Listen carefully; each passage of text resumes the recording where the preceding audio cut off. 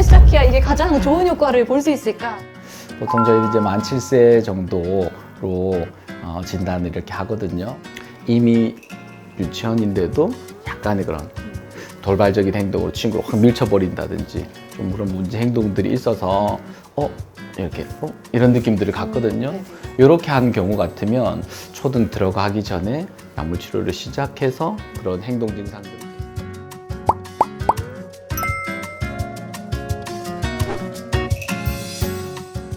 네, 원장님. 그러면 우리 ADHD 아이들이 잘 도와주면 잘 지낼 수 있습니다. 이게 저희가 좀 계속해서 나누게 되는 이야기인 것 같은데. 조절할 수 있게 도와주는 역할. 그렇죠. 그러면 선생님들이 그러면 구체적으로 잘이 뭔지, 잘 어떻게 도와줘야 되는지가 궁금하실 것 같아요. 좀 구체적인 방법들 말씀해 주실 수 있으실까요? 우리 아이들이 이제 메타인지가 안 된다고 했어요. 좋아하는 것들이 눈앞에 있으면 그냥 확 달려들게 되고, 주변에 대한 어떤 배려나 이런 부분들이 약해서 자꾸 이런 문제들이 생기는 상황들이 생깁니다. 선생님이 보조자가 되어줘서 이 부분을 읽어줄 수 있어야 되는데, 여기서 중요한 부분은 배려된 상황이 꼭 필요합니다. 예를 들면 그 상황에서 아이들과 갈등이 막 있는데 구더가 잘 봐. 너가 지금 이렇게 고집을 피워가지고 아이들이 화가 났잖아. 아이들이 그렇게 하지 말고 다음번에 같이 하자 이런 멘트까지 했는데 너는 계속 고집을 피우고 있어. 아이들이 무시한다고 생각해서 이런 식의 접근을 하면 나를 망신 주는구나. 아이들 앞에서 나를 바보로 만들었어. 아마 그렇게 될 거예요. 보조 자아가 되어주고 메타인지가 되어줘서 이 상황을 이해하게끔 하는데 실제 배려된 상황이 필요합니다. 배려된 상황이라고 하면 아이를 살짝 1대1로 그리고 좋은 분위기에서. 그런데 그 상황에서 이미 아이 마음이 약간 닫혀 있을 수도 있어요. 또 나 혼내려고 하는 거야. 선생님은 또 지적할 거야. 이런 부분들이 있어서 마음이 조금 열릴 때까지는 맛있는 간식을 활용한다거나 분위기를 조금 좋게 해주는 이런 부분들이 좀 팁으로 필요할 것 같아요. 네. 그런 배려된 상황에서 차근차근 이야기해 주는 게 중요합니다. 우리는 이제 시간이 없고 바쁘다 보면 잘 봤지? 이렇게 했어, 저렇게 했어, 다다다다다닥. 네. 아이는 하나도 귀에 들어오지 않아요. 이렇게 시각에 이제 익숙한 우리 아이들이어서 화면으로 보여주지 않으면 문자로 된 것, 소리로 된 것들에 주의 집중하는 부분들은 잘 안 됩니다. 그래서 아이들이 이렇게 눈을 보면서 이렇게 얘기를 하는데 실제 얘기를 하다 보면 딴 생각하고 있는 것들이 이렇게 있어요. 네. 눈을 맞추면서 얘기하고 있는데도 이렇게 해서 막 집중이 안 돼가지고 안드로메다로 이렇게 생각이 가는 것들이 보일 거예요. 그럴 때 좀 조용한 목소리, 차분한 목소리로 이렇게 또 너무 장황하지 않게 이렇게 딱딱 차근차근 차분하게 구체적으로 그 상황들을 이렇게 설명해 줍니다. 아이는 그 배려된 부분, 선생님이 나를 이렇게 신경 써주시는구나, 선생님이 내 마음을 이해해 주시려고 이렇게 노력하는구나, 이 마음만 전달돼도 아마 너무 좋은 경험을 하지 않을까 싶어요. 그런데 문제는 두 번째, 무한 반복하기를 각오하라. 한 번으로 이 상황이 종결되면 얼마나 좋겠어요. 그런데 아이는 발달 과정에 있어요. 성공적인 경험보다는 선생님은 지금 이렇게 애를 써서 좋은 경험 한번 하게 이렇게 해줬거든요. 그런데 부정적인, 선생님이 없을 때, 또 뭐 가정에서도 그럴 수 있고 아이들끼리 있을 때 비슷한 부정적인 경험을 내가 1을 해줬는데 한 10, 100 정도는 나쁜 경험들을 또 했을 수가 있어요. 그 부분에 정말 지루한 맑은 물 타는 것처럼 누군가는 흙탕물을 막 넣고 있는데 나는 좋은 경험 하게 해줄 거야, 맑은 물을 이렇게 붓는 것처럼 계속해서 무한 반복적으로 이렇게 합니다.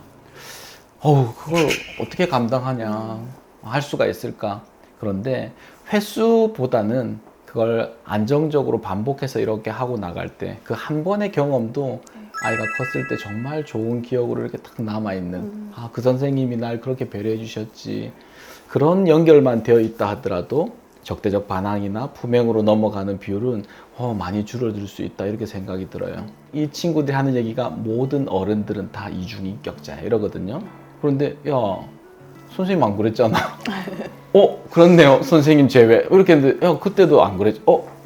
그러고 가만히 보니까 내가 너무 극단으로 생각했구나, 이렇게 하게 되거든요. 그래서 참 무의미한 작업처럼 보이지만 그걸 반복해서 하는 부분들을 아예 그냥 무한 반복하겠다라는 걸 각오하고 가시면 실제 무한 반복하진 않고 몇 차례 의미 있는 만남으로도 또 이렇게 장면을 보여주는 설명으로도 아이의 변화를 끌어낼 수 있겠다 싶어요.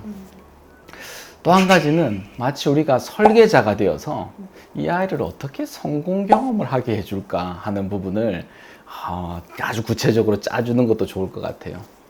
보통은 이것도 안 되고 저 실수도 많고 그래서 온통 수업 시간에 떠들면 안 돼. 그 친구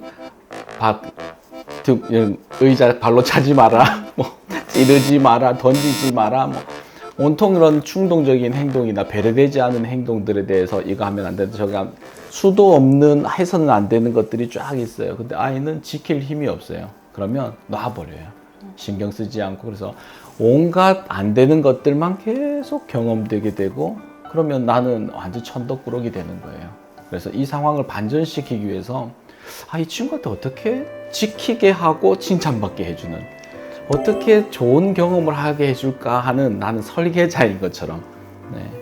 우리 그 예전에 영화 뭐였죠? 짐 캐리 나와가지고 이렇게 막 이렇게 밖에서 카메라 막 해서 세트장에서 이렇게 봤던 그 영화 있었는데 마치 그 영화에서 모든 것들은 다 조작된 것처럼 선생님이 그 정도의 마음을 가지고 얘를 나는 성공 경험을 꼭 시키고 말 거야 하는 마음으로 한번 해보셔도 참 좋을 것 같아요. 얼마나 흐뭇해요. 우리가 사랑하는 사람을 행복하게 해주기 위해서 이벤트를 만들기도 하고 이럴 때 마음이 따뜻해지잖아요.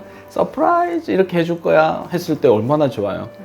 네, 우리 아이에게도 마치 그런 경험을 해주고 싶어서 안 되는 것, 지키지 못할 것 10개, 100개 만들어가지고 실패 경험하는 게 아니고 지킬 수 있는 것들 한두 가지 딱 눈에 띄게 딱 해주고 그걸 딱 지켰을 때 오, 대박!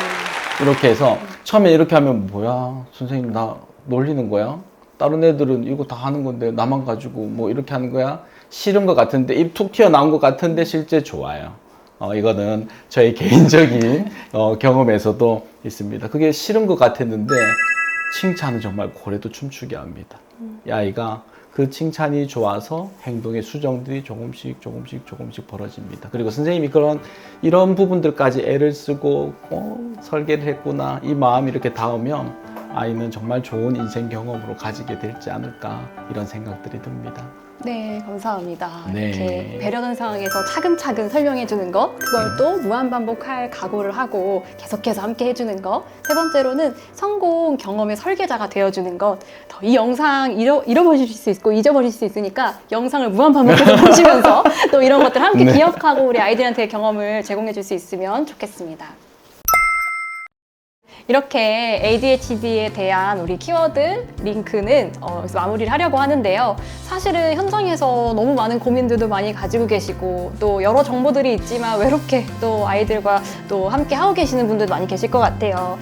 더 많은 질문들도 있으시겠지만 또 그러한 부분들은 댓글로 또 남겨주시면 저희가 또 모아서 좀 도움드릴 수 있는 내용이 있는 질문들에 대해서 다시 한번 또 답변을 드리고 그런 시간도 꼭 가지도록 하겠습니다. 네, 그러면 오늘은 인사드릴까요? 할까요? 네. 키워드로 연결되는 시간, 키링!